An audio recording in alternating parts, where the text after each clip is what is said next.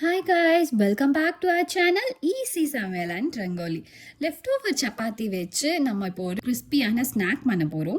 தேவையான பொருட்கள் வந்து 2 உருளைக்கிழங்கு, அதை நம்ம வேக வச்சு எடுத்து வச்சுருக்கோம். ஒரு பெரிய வெங்காயம், ஒரு பச்சை மிளகா, அரை துண்டு இஞ்சி, கொத்தமல்லி, அப்புறம் 2 டீஸ்பூன் சில்லி ஃப்ளெக்ஸ், 2 டீஸ்பூன் எள்ளு, 2 டேபிள் ஸ்பூன் கோதுமை மாவு. பவுலில் உருளைக்கிழங்கு போட்டுக்கலாம், வெங்காயம் போட்டுக்கலாம், கோரியாண்டர் லீவ்ஸ் போட்டுக்கலாம், பச்சை மிளகாவும் இஞ்சியும் உங்களுக்கு தேவைன்னா நீங்கள் போட்டுக்கலாம். சால்ட் தேவையான அளவு போட்டுக்கோங்க. இப்போ இஞ்சி நீங்கள் நல்லா துருவி நீங்கள் போட்டுக்கோங்க. நல்லா மிக்ஸ் பண்ணிக்கணும். உங்களுக்கு தேவைன்னா எள்ளு 1 டீஸ்பூன் போட்டுக்கோங்க. 1 டீஸ்பூன் ஜீரகத்தூள் போட்டுக்கலாம். 1 டீஸ்பூன் கரம் மசாலா. நல்லா மிக்ஸ் பண்ணிக்கணும்.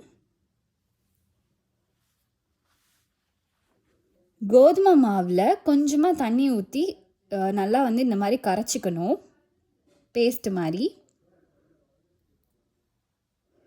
அப்புறம் 1.5 ஸ்பூன் ரவை போட்டுக்கலாம். ரவை போட்டு நல்லா மிக்ஸ் பண்ணிக்கலாம்.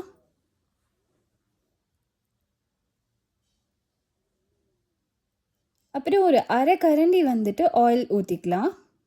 பேனில் ஒரு 4 கரண்டி ஆயில் விட்டுக்கணும்.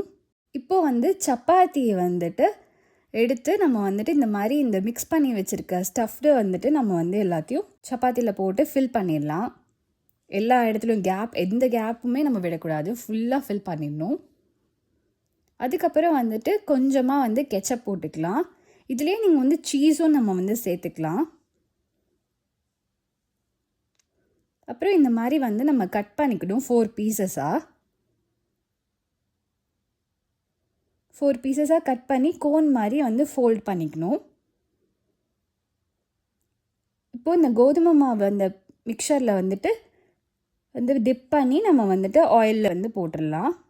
போட்டு ஃப்ரை பண்ணிக்கணும்.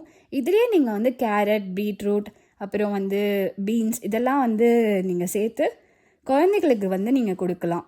வாவ், சுவையான கிறிஸ்பி ஸ்நாக் ரெடி. லைக் பண்ணுங்கள், ஷேர் பண்ணுங்கள், சப்ஸ்கிரைப் பண்ணுங்கள், மறக்காம பெல் ஐக்கானை கிளிக் பண்ணுங்கள்.